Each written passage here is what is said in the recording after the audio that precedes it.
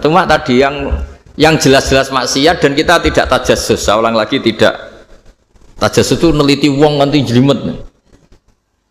Jadi misalnya ada perempuan mau ngojek ke sini ya diantar saja, jangan tanya detail. Itu apanya mbak? Hubungannya dengan kamu apanya? Wah ya ribet kalau jadi kepo. Jadi kepo ya, tidak perlu gitu. Artinya sudah umumnya orang saja sudah. Oke siap. Assalamualaikum warahmatullahi wabarakatuh. Hamdan syukranillah wassalatu wassalamu ala rasulillah amma ba'da.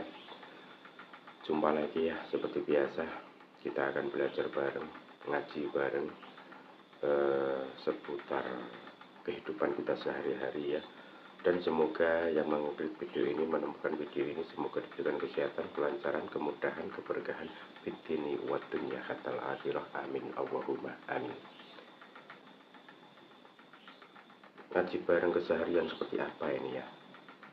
Jadi bisa jadi masih sambungan yang kemarin juga ya, seputar tanya jawab dari seorang karyawan juga kepada Gus Baharudin ya, yang mana menjelaskan pertanyaannya seakan-akan keseharian kita dalam kerja apapun ya, dalam pekerjaan apapun ini sangat-sangat menjadi PR kita semua, PR di area profesi kita ya teman-teman, baik yang area kantoran, baik yang area ojek, grab, driver grab ya, atau yang area pekerjaan apapun itu ya, yang bersifat ada halal dan haramnya. Nah seperti itu. Jadi kita akan lebih paham, lebih ngerti, lebih tahu lagi enaknya bagaimana apabila kita bekerja di area yang seperti ini ya. Enaknya kita harus ngapain kalau di area kerja kita ternyata areanya beginian, seperti itu. Jadi kita bisa menjadi lebih tahu lagi setelah nanti kita simak bareng-bareng tanya jawab dari Gus Bahar. Semoga disimak dengan baik-baik dan difahami agar kita menambah ilmu. PR kita dalam profesi kehidupan sehari-hari akan terpenuhi, agar bisa membedakan mana yang halal, mana yang haram, mana yang baik, mana yang tidak baik. Namun ada garis bawahnya. Lebih lengkapnya kita simak di video berikut ini ya. Kita simak bareng-bareng. Nyanda gitu. Terus kalau driver umpamanya dapat order, Ini yang tanya kamu malah. mewakili dalam, kalau ada driver dapat orderan food nganterin makanan tapi makanannya non halal, niku fakihipun pripun? Nah, makanya itu tadi ya. Kamu tahu betul kalau itu non halal loh? Kalau itu sudah tahu pasti non halal. Nah, iya, tadi. Daging Tyrannosaurus ngoten mungkin.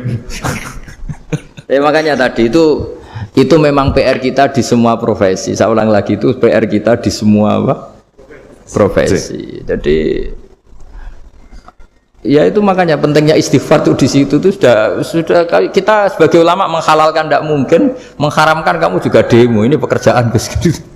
Tapi yang jelas itu tidak bisa dihindari. Ya sama lah seperti orang di bis itu.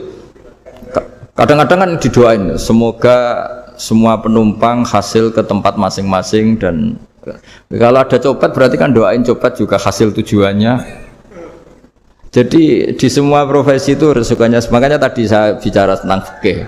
Kaidah umumnya menolong maksiat itu ya bagian dari maksiat, menolong taat itu bagian dari taat. Mau tidak mau harus ada hukumnya. Setidaknya barokahnya tahu hukum. Kalau kita salah belum istighfar gitu. Sudah salah nggak merasa salah gitu. Jadi barokahnya tahu hukum itu paling tidak kan kita ya istighfar lah. Kan ya tadi seperti paket misalnya, kan ada saja orang paket yang jelas-jelas barangnya itu haram, tapi atas nama profesionalitas kan mungkin tetap dikirimkan, tapi barokahnya ngerti hukum dia istighfar. Nah, tapi karena kalau kita menyarankan sudah ada usah pekerjaan yang lain banyak nanti kan rai-rai potongan tawakal dikandani ngono kan ya repot deh. Nah kalau kita kiai guys gak apa-apa, wis pangeran sugih. Menurut sampean harusnya ternuntut, Gus saya karena fatwa jenengan saya sekarang miskin, ini gimana pertanggungjawabannya? Ya ribet kan? Tapi saya ulang lagi, itu seninya ngelola kehidupan semuanya seperti itu. Jadi makanya kita nggak pernah berhenti berdoa Rabbana dzolamna anfusana, karena dalam sisi semua hidup kita itu pasti ada unsur nggak benernya gitu.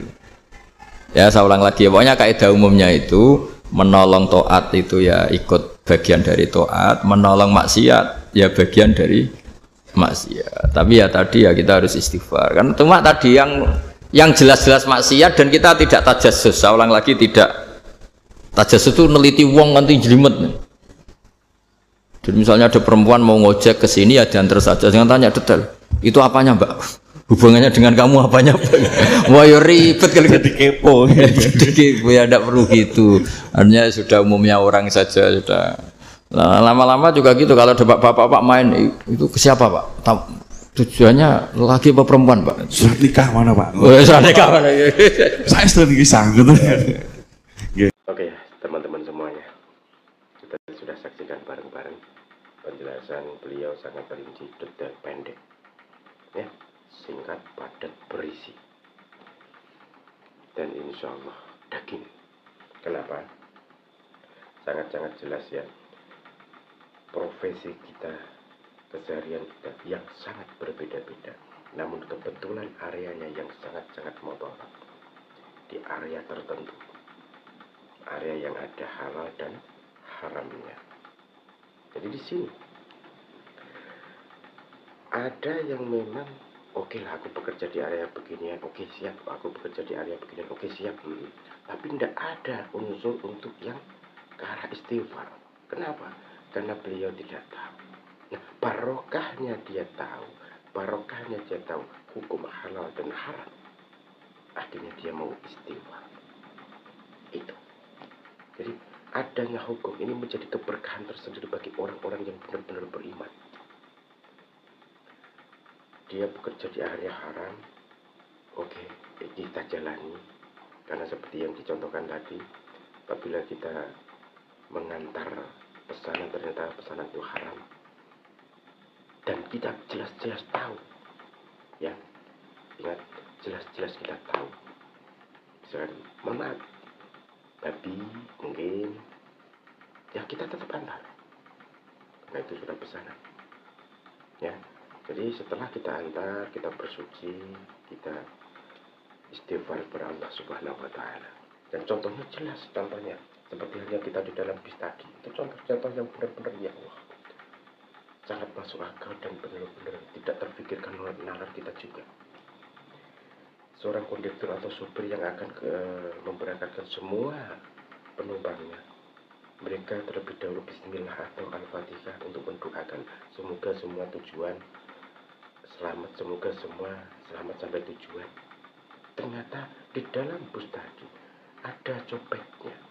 Ini yang tidak terpikirkan kita. Kita juga mendoakan copet ternyata, teman-teman. Benar nggak? Sangat-sangat ya Allah, luar biasa sekali. Jadi taat dalam ibadah, taat dalam maksiat, ini kepentingan yang mana kita harus tahu. Kalau sudah tahu, kita ada berkah tersendiri, yakni mau beristighfar, ya. Jadi tidak boleh semena-mena kita pas tahu halal haram dan memfikihkan itu, akhirnya di perjalanan tadi mau ini itu tanya dulu dengan detail. Penumpangnya kan lama-lama ilfil, benar. Itu yang dibawa apa? Halal apa haram, ya kan? Sama sebenarnya kita ada kecelakaan di jalan raya, kebetulan yang nongkrong ada anak-anak pemabuk. Kira-kira apakah yang menolong, si pemabuk tadi mau menolong, harus tanya dulu, enggak? Ataukah yang mau menolong, aku jangan ditolong karena kalian pemabuk? Tentu tidak, benar kan? Ini maksudnya. Jadi kita sangat diberikan wawasan baru, ilmu baru, pembelajaran baru di sini agar kita lebih tahu, lebih paham. Oke, semoga teman-teman juga memahami dari jawaban Gus Bahak. Semoga tambah ilmu, tambah berkah, tambah manfaat.